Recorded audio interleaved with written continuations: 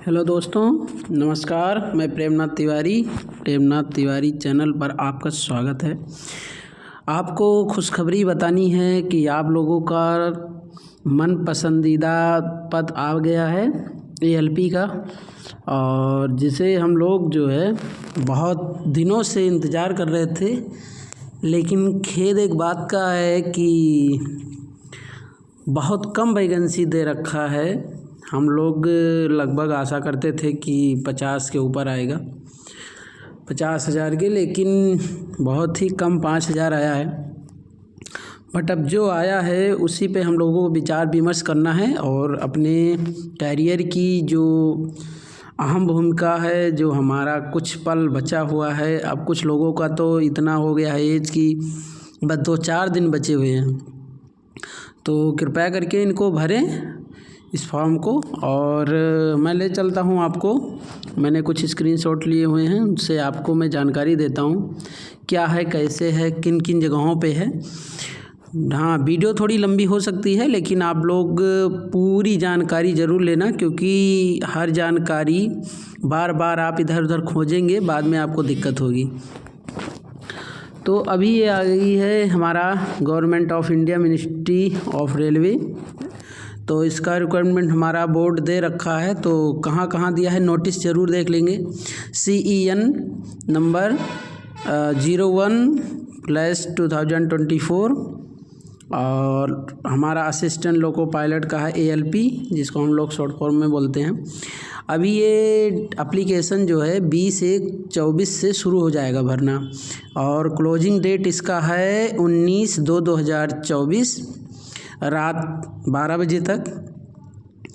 और इसमें loco pilot में हमारे जो लेवल है हमारा 7th CPC मिलेगा, और जो पे है इसका, जिसको बोलते हैं निटियल पे, वो आपका 19,900 है। और मेडिकल जो स्टैंडर्ड है वो A1 का होता है। इसमें 6/6 की एज होनी चाहिए, और एज है इसमें 1/7/2024 को 18 से 30 चाहिए। और टोटल वैकेंसी हमारी है 5,696। और इनमें कुछ इम्पोर्टेंट इंस्ट्रक्शंस दे रखे हैं ऑनलाइन कैसे करना है। तो आप लोग पोर्टल पे जाइए रेलवे के, और उसके बाद आप जो है सरकारी रिजल्ट पे भी आ जाएगा, आप वहाँ से अच्छे से भर सकते हैं, कोई वहाँ से आपको दिक्कत नहीं होगी, कोई इश्यूज नहीं आएंगे। और इसमें निगेटिव मार्किंग होती है, आप लोग जानते हैं, 1/3 की। CBT इसमें 1 और 2 होता है, और नॉर्मलाइजेशन के बाद ही इसमें आपको जो भी नंबर एक्सपेक्टेड होता है वो मिलता है। तो इसमें क्या क्या चीज़ें हैं वो आप लोग ज़रूर देखें। और इसमें हमारा फिजिकल के लिए जो है डिस्टेंट विज़न जो हमारा दिया है 6/6, जो कि मैं बता रहा था विदाउट ग्लासेस का होना चाहिए। और must pass test of colour vision, और आपको कोई बिनो colour vision, field of vision, night vision, या आपको मेसोपिक वर्जन, एक्स्ट्रा ये सारी चीज़ें नहीं होनी चाहिए। अगर है तो वो आपको पहले बतानी है क्या दिक्कत है। लेकिन उसमें A1 का लेता है, उसमें हमेशा हमारा जो आई का प्रॉब्लम उसको नहीं मांगता वो। अच्छा, दूसरा ये नेशनलिटी सिटीज़ कहाँ कहाँ के लोग भर सकते हैं, इंडिया के, नेपाल के, भूटान के, यहाँ के लोग भी भर सकते हैं। और हमारा इसमें जो है SC ST के लिए 5 वर्ष, और OBC के लिए नॉन क्रीमी जो हमारे लेयर हैं इनको 3 साल के लिए, और जो एक्स सर्विस वाले उनको 3 साल, 6 साल, 8 साल ऐसे दिया रखा है। और इसमें मेन जो चीज़ें हैं आपको मैं वहाँ लेकर चलता हूँ कि कौन कौन सा कैसा है। और डेट ऑफ बर्थ जिसको 2/7/94 को पूरी हुई हो, और 18 से 30 यहीं से ये लेगा आपका इतना 30 साल। और पेमेंट आप ऑनलाइन करा सकते हैं, UPI से कर सकते हैं। फीस इसकी 500 है, 400 रिटर्न करने को बोलता है, बट करता वर्ता कुछ नहीं है। मैंने कई बार भरा है, आप लोग भी भरिएगा ज़रूर, देख लीजिएगा। अकाउंट नंबर IFSC और अकाउंट होल्डर नंबर मांगता है, और आपके नाम जो है बैंक का जो हो। और इसमें मेन चीज़ जो आती है वो मैं आपको बताता हूँ फर्स्ट स्टेज CBT जो आपका होता है वो आपका देखना है, और रिक्वायर्ड जो हमारा इसमें देखिए 5 स्टेप से आपको गुजरना होगा, जैसा कि देख पा रहे होंगे। फर्स्ट स्टेज जो है CBT 1, second 2 computer based aptitude test CBT, और डॉक्यूमेंट वेरिफिकेशन और मेडिकल एग्जामिनेशन। ये हमारे 5 बिंदु हैं जिससे हमें गुजरना होगा। और पैटर्न और सिलेबस CBT 1 का दे दिया है, 75 मार्क होंगे, और 75 मार्क्स में से आपको 40% UR को, OBC को 30, SC को 30, ST को 25% पाना ज़रूरी है एलिजिबिलिटी। इसमें आएगा mathematics, mental ability, general science, general awareness.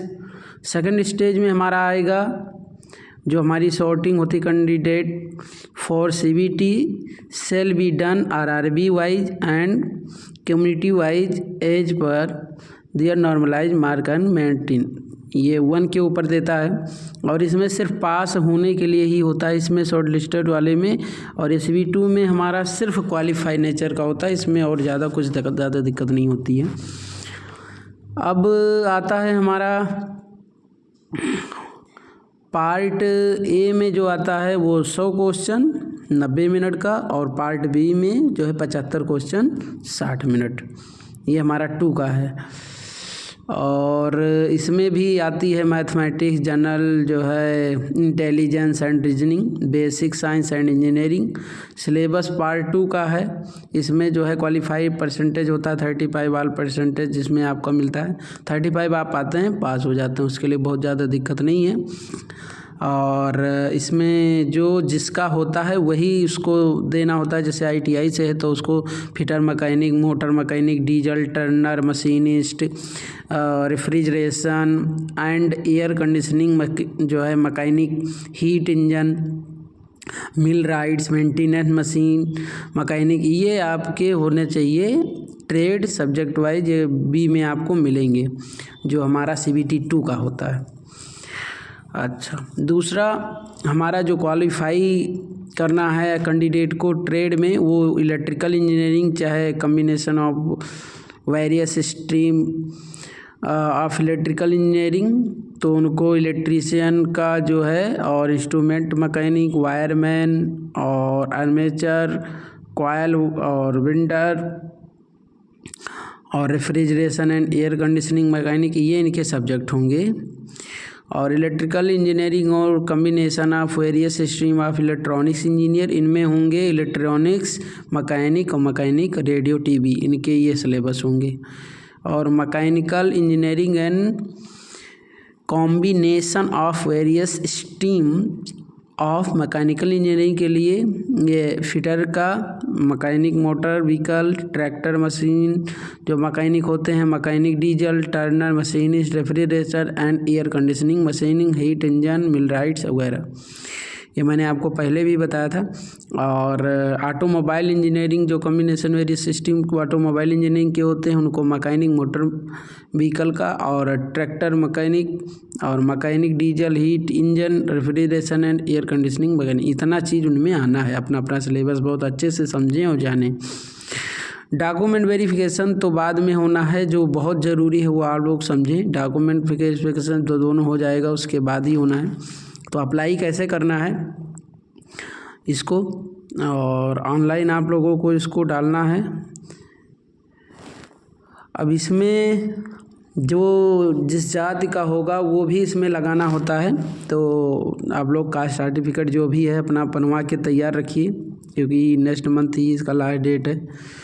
तो कहाँ कहाँ का हमारा आया हुआ है RRB का, इलाहाबाद है, भुवनेश्वर है, और गुवाहाटी है, मुंबई है, रांची है, गोरखपुर, अजमेर, बिलासपुर, जम्मू, श्रीनगर, मुजफ्फरपुर, सिकंदराबाद, बेंगलुरु, चंडीगढ़, कलकत्ता, पटना, सिलीगुड़ी, और भोपाल, चेन्नई, मालदा, प्रयागराज और तिरुवनंतपुरम, यहाँ से आपका निकला हुआ है वैकेंसी।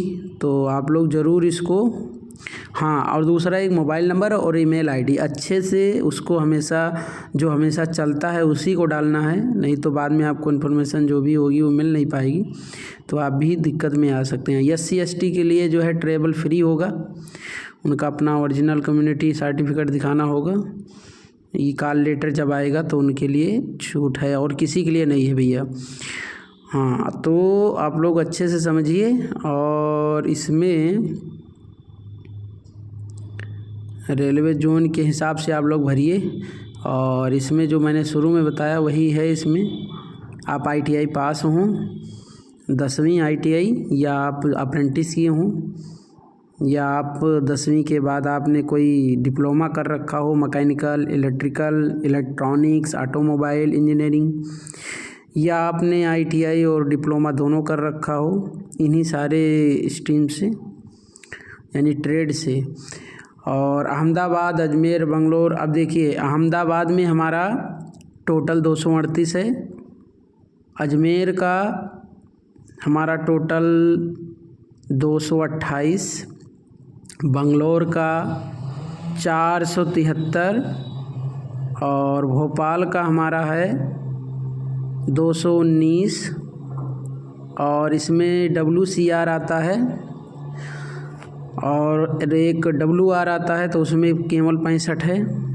ये भोपाल का है। भुवनेश्वर का है ECOR, ये है आपका 280, और बिलासपुर का आपका है 124, और SECR में है इसका 1192, यह है बिलासपुर छत्तीसगढ़ का। और चंडीगढ़ में आपका NR है, तो इसमें आपका टोटल है 66, और चेन्नई में आपका है 148, गोरखपुर में आपका है टोटल 43, बहुत कम है यहाँ।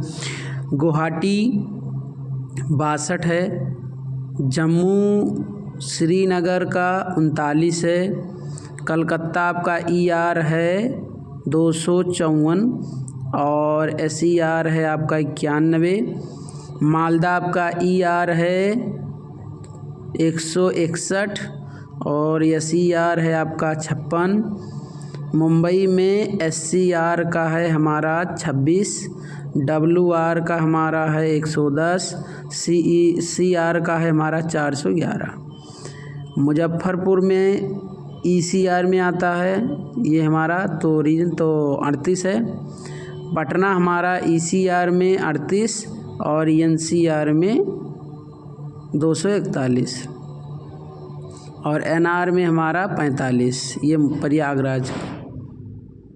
और रांची का SCR ये आपका है 153, सिकंदराबाद ECOR ये है आपका 199, और SCR में सिकंदराबाद का ही है आपका 559, और तिरुवनंतपुरम का SR का आपका है इसमें 70, और सिलीगुड़ी जो है NFR इसमें है 67।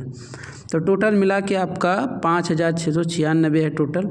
और ये 572 जो दिख रहा है ये आपका है एक्स सर्विसमैन वालों का, उनको छूट मिलती है। ये कास्ट सर्टिफिकेट का फॉर्मेट है आपका SC/ST वालों के लिए, और यह है OBC के लिए, ये है आपका NCL के लिए OBC का जो सेल्फ डिक्लेरेशन लिख के देना है, और ये है आप लोगों का EWS वालों का, इकोनॉमी बी का सेक्शन वालों का। ये है आपका इनकम सर्टिफिकेट फॉर इकोनॉमी जो EBC वाले आते हैं, बैकवर्ड इकोनॉमी वाले, उनका है।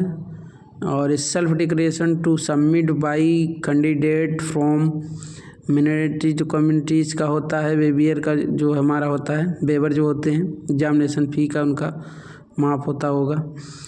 और मेडिकल सर्टिफिकेट ये स्पेशलिस्ट आपको बनवाना है, 0.6 आपका अगर चश्मा लगता है तो, और नहीं विदाउट ग्लास आपका 6/6 होना अनिवार्य है। ये आपका 6/6 दिया गया है। और ये हमारा जो है असिस्टेंट लोको पायलट जो है रिगार्डिंग अगर कोई लासिक है और अदर में है कोई तो उसके लिए है, ये सर्जरी वगैरह कुछ करवा रखा है तो। और ये कोटा वाले हैं जो एक्स सर्विसमैन वाले का, इतना आपका है टोटल। तो आप लोगों जो है भरिए, फॉर्म भरिए और तैयारी खूब मेहनत करके करिए ताकि आप लोग जो है अच्छे से क्वालिफाई कर पाएँ विश यू लक। आप लोग हमेशा स्वस्थ रहें, व्यस्त रहें, मस्त रहें, हंसते और हंसाते रहें।